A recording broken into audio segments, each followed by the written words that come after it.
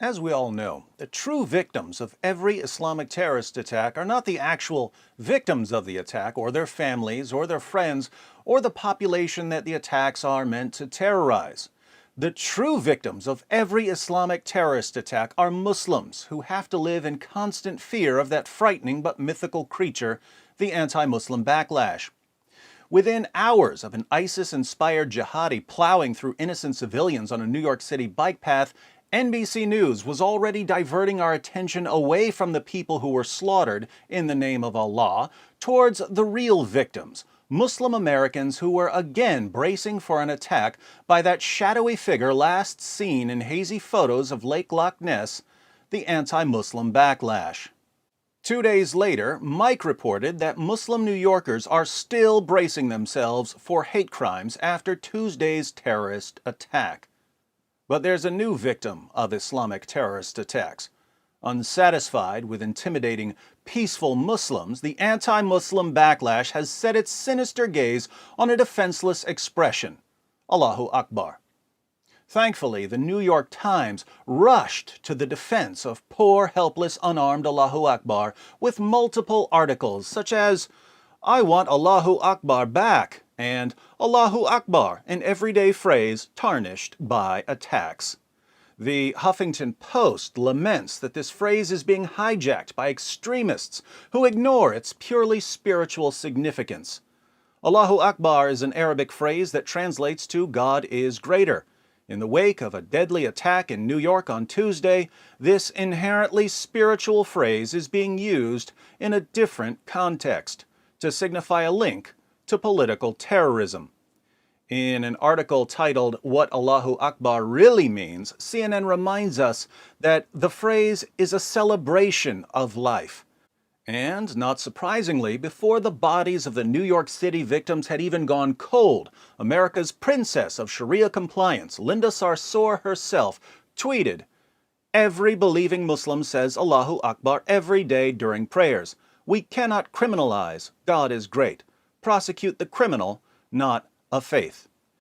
Can you believe the nerve of all the anti-Muslim bigots forming a negative opinion of an expression that's shouted whenever jihadis are killing their friends and families?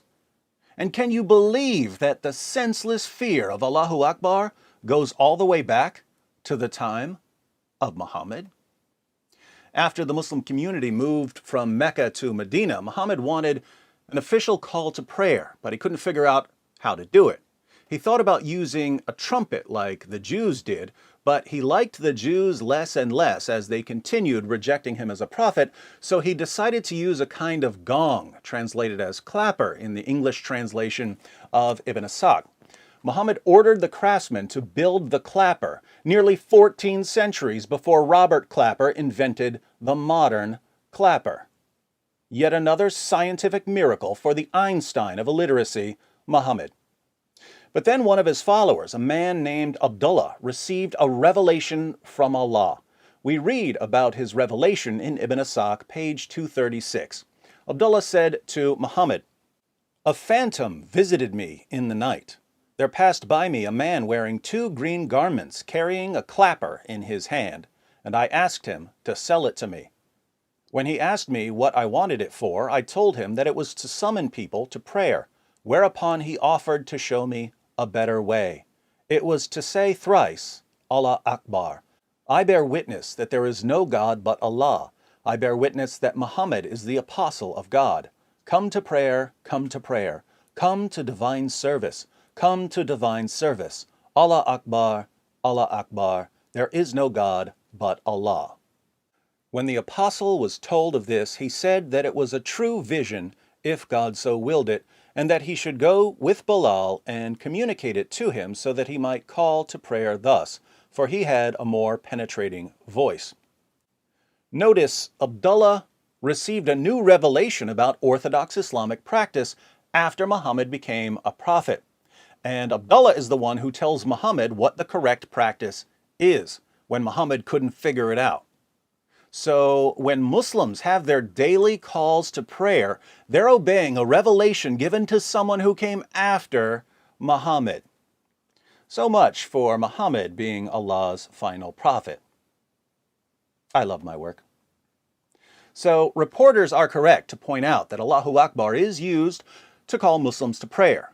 Why on earth would we be at all concerned about this expression? Why would it bother anyone? Why would people be frightened when they hear it? Well, there's a reason. The reason Allahu Akbar is frightening is that Muhammad himself made it frightening. Apparently, he forgot to read what the Huffington Post and CNN and the New York Times said about his favorite catchphrase. Same book, page 511. One whom I do not suspect told me from Anas bin Malik, when the apostle raided a people, he waited until the morning. If he heard a call to prayer, he held back. If he did not hear it, he attacked. We came to Akbar by night, and the apostle passed the night there. And when morning came, he did not hear the call to prayer. So he rode, and we rode with him, and I rode behind Abu Talha with my foot touching the apostle's foot. We met the workers of Akbar coming out in the morning with their spades and baskets.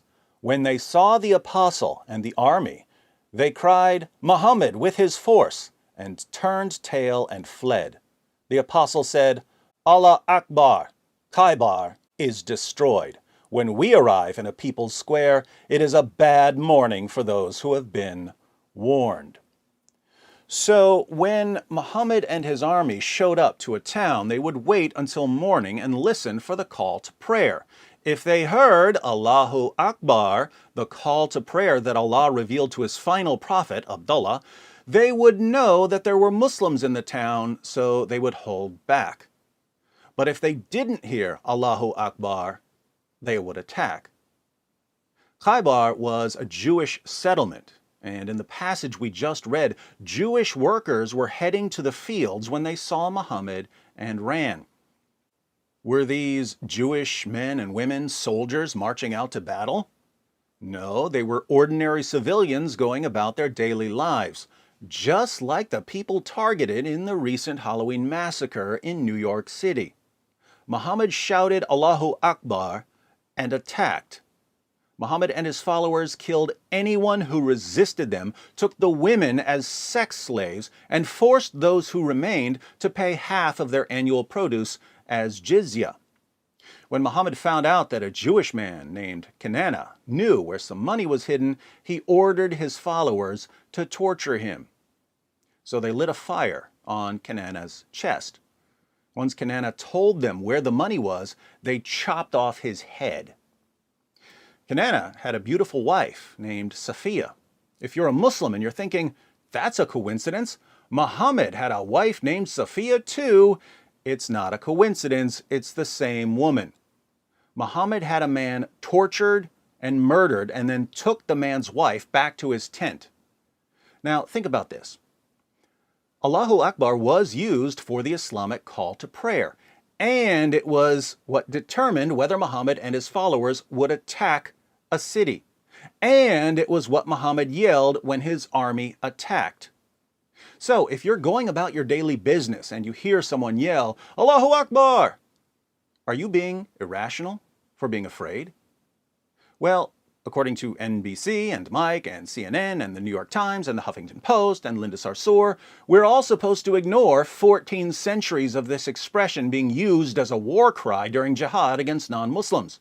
So if you're at all concerned when you hear someone yelling Allahu Akbar, you must be a bigot and an Islamophobe because Allahu Akbar, remember, is just a celebration of life and something Muslims say during their prayers, as long as we ignore its use as a war cry. But now we see the connection between Allahu Akbar during prayer and Allahu Akbar during a terrorist attack. As Sharia proponent Linda Sarsour notes, every believing Muslim says Allahu Akbar every day during prayers. Muslims say Allahu Akbar. So by hearing or not hearing Allahu Akbar, you can distinguish between Muslims and non-Muslims. And as we've seen, this is exactly what Muhammad used to distinguish between Muslims and people who were to be raped, tortured, and killed. What a beautiful celebration of life, if by celebration of life you mean celebration of the violent subjugation of all non-Muslims.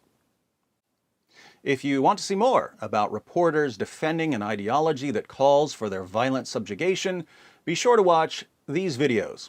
And since I have no intention of stopping, don't leave without clicking the subscribe button so that you won't miss future installments.